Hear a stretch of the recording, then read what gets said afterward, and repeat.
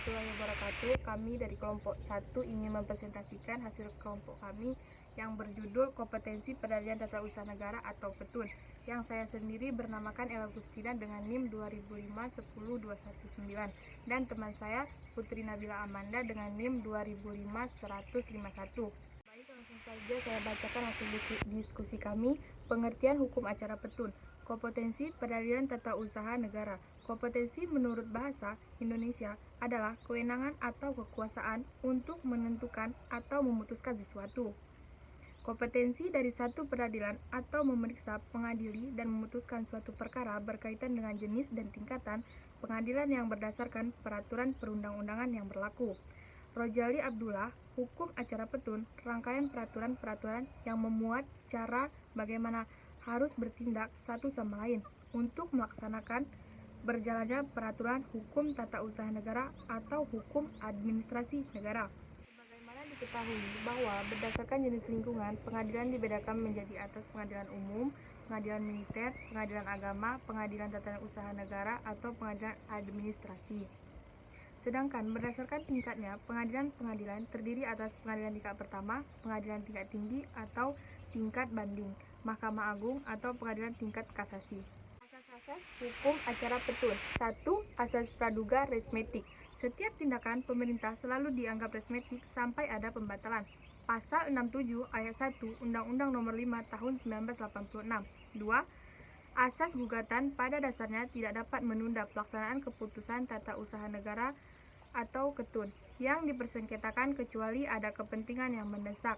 Yang penggugat pasal 67 ayat 1 dan ayat 4 huruf A Undang-Undang Nomor 5 Tahun 1986. 3. Asas para pihak harus didengar atau audi et alteram partem.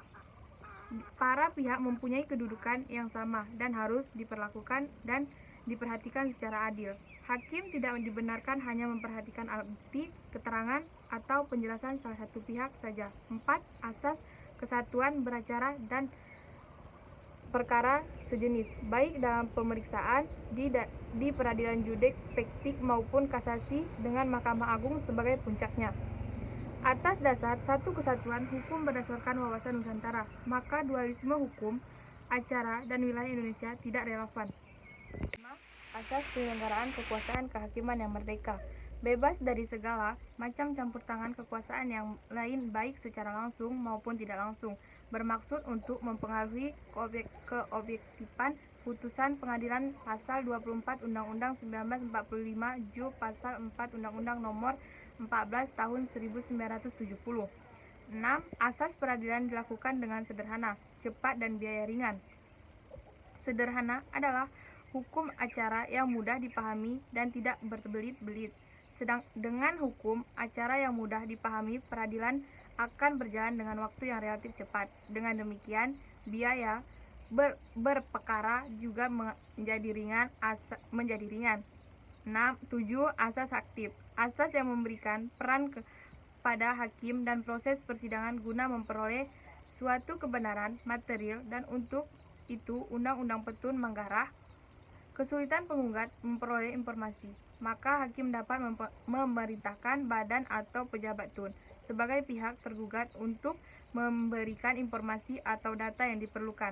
Pasal 85 Undang-Undang Nomor 5 Tahun 1986. 8. Sidang terbuka untuk umum. Bahwa semua putusan pengadilan hanya sah dan mempunyai kekuatan hukum apabila diucapkan dalam sidang terbuka untuk umum. Pasal 70 Undang-Undang Nomor 5 Tahun 1986. 9. Asas peradilan berjenjang.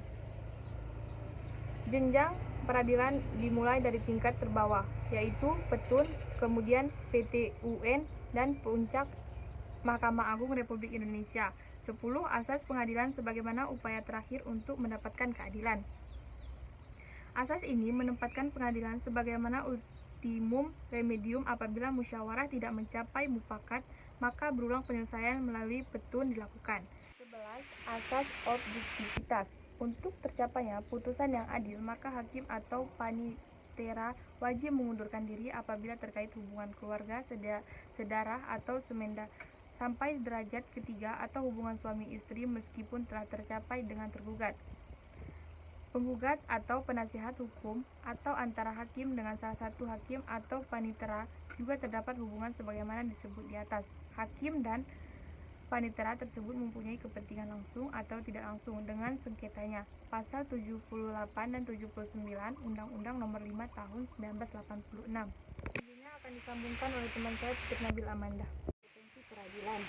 Kompetensi menurut Kamus Besar Bahasa Indonesia, kewenangan kekuasaan untuk menentukan atau memutuskan sesuatu.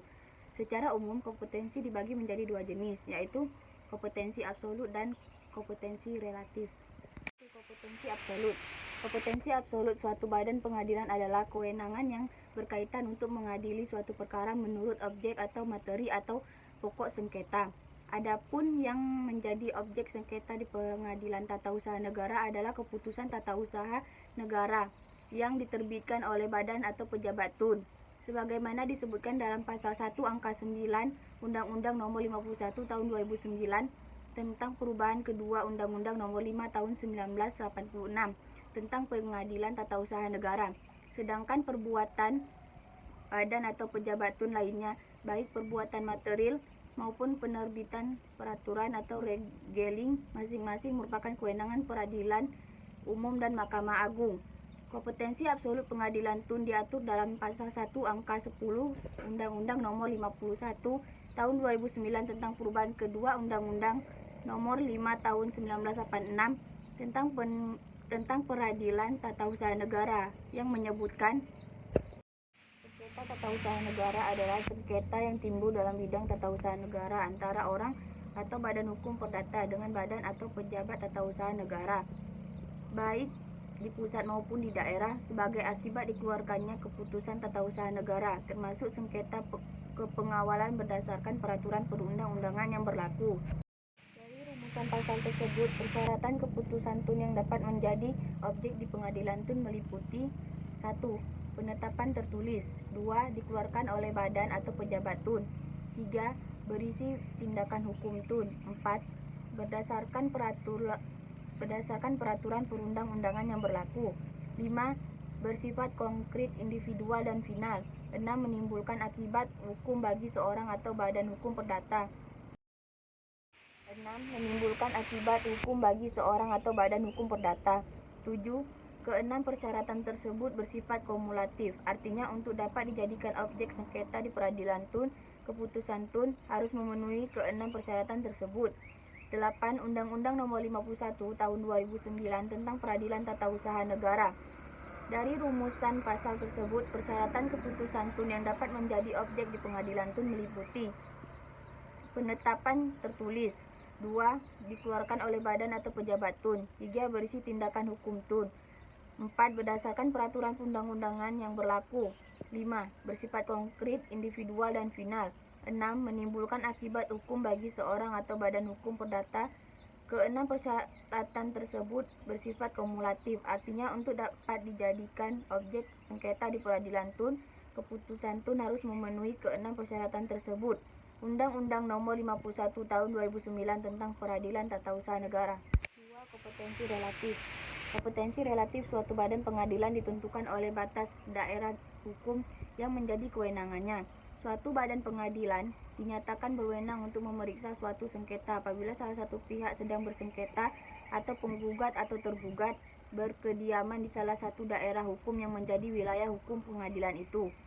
Untuk Pengadilan Tata Usaha Negara, kompetensi relatifnya diatur dalam pasal 6 Undang-Undang Nomor 5 Tahun 1986 tentang Peradilan Tun sebagaimana telah diubah dengan Undang-Undang Nomor 9 Tahun 2004 dan Undang-Undang Nomor 51 Tahun 2009 menyatakan Pengadilan Tata Usaha Negara berkedudukan di ibu kota kabupaten atau kota dan daerah hukumnya meliputi wilayah kabupaten atau kota. Pengadilan Tinggi Tata Usaha Negara berkedudukan di ibu kota provinsi dan daerah hukumnya meliputi wilayah provinsi. Adapun kompetensi yang berkaitan dengan tempat kedudukan atau tempat kediaman para pihak yang bersengketa yaitu penggugat dan tergugat diatur tersendiri dalam pasal 54 Undang-Undang Nomor 5 Tahun 1986 tentang Peradilan Tata Usaha Negara sebagaimana telah diubah dengan Undang-Undang Nomor 9 tahun 2004 dan Undang-Undang Nomor 51 tahun 2009 yang menyebutkan 1. Tempat kedudukan tergugat, 2. Tempat berkedudukan salah satu tergugat, 3. Tempat kediaman penggugat diteruskan ke pengadilan tempat kedudukan tergugat, 4. Tempat kediaman penggugat atau dalam keadaan tertentu berdasarkan peraturan pemerintah. 5. Petun Jakarta, apabila tempat kediaman penggugat dan tempat kedudukan tergugat berada di luar negeri. 6. Tempat kedudukan tergugat bila tempat kediaman penggugat di luar negeri dan tempat kedudukan tergugat di dalam negeri. Kompetensi absolut peradilan tata usaha negara dan peradilan umum terkait titik singgung dalam sengketa pertahanan. Adapun macam-macam putusan petun berdasarkan Undang-Undang Nomor 5 Tahun 1986 Pasal 97 ayat 9 yaitu berupa gugatan ditolak, gugatan dikabulkan, gugatan tidak diterima, gugatan gugur. Untuk dapat menghadapi gugatan yang memiliki cacat formil, putusan yang dijatuhkan harus tegas dan sejelas-jelasnya dengan mencantumkan amar putusan atau nomor, atau dengan kata lain tidak dapat diterima. Pemberian putusan ini berdasarkan dari jurisprudensi Mahkamah Agung Republik Indonesia yang menyebutkan gugatan tersebut tidak dapat diterima jikalau objek gugatannya tidak jelas. Dengan demikian, meskipun badan atau pejabat tun dapat digugat di peradilan administrasi, namun tidak semua tindakannya dapat diadili oleh peradilan administrasi. Dalam konteks pertahanan, kompetensi absolut peratun dalam suatu sertifikat pertahanan adalah menyelesaikan sengketa-sengketa yang ada sangkutannya atau kaitannya tentang keabsahan data fisik dan data yuridisannya yang termasuk dalam jenis keputusan konstitutif. Jikalau suatu keputusan tun yang memiliki sifat atau karakter deklaratif bisa digugat di peradilan tun jika sepanjang keputusan deklaratif itu dinyatakan tidak memiliki kekuatan hukum oleh hakim perdata oleh hakim pidana. Esensi putusan perdata mengenai pembatalan sertifikat tanah lebih kepada aspek kepemilikan hak atas tanah dengan tidak mengambil alih wewenang administrasi tersebut atau Sanggaji 2003. Dengan kata lain, putusan perdata harus menghindari penggunaan amar putusan menyatakan batal atau membatalkan sertifikat tanah. Dengan demikian, daripada yang disampaikan oleh di atas dapat dimaknai bahwa apabila hakim perdata sudah menyatakan suatu sertifikat tidak memiliki kekuatan hukum, maka si pemenang gugatan harus mengajukan permohonan pembatalan kepada BPN untuk membatalkan sertifikat tersebut berdasarkan putusan pengadilan. Kewenangan untuk melakukan koreksi terhadap suatu keputusan tun di bidang pertahanan atau sertifikat surat keputusan pemberian hak atas tanah hanya ada pada Kepala BPN atau Komza 2022. Hal ini sejalan pula dengan putusan Mahkamah Agung nomor 716 Kasib 1973 tanggal 5 bulan 9 1973. Pencabutan dan pembatalan surat sertifikat adalah semata-mata wewenang kantor BPN, bukan wewenang pengadilan negeri.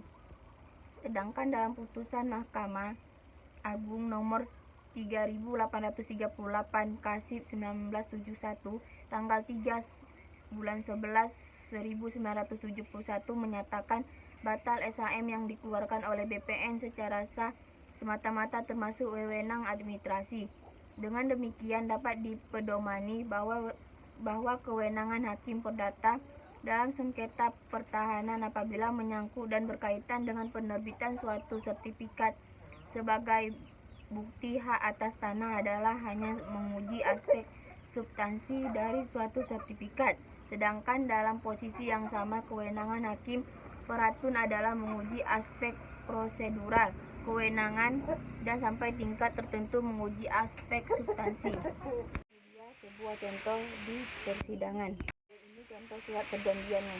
Sekian hasil diskusi kelompok kami. Assalamualaikum warahmatullahi wabarakatuh.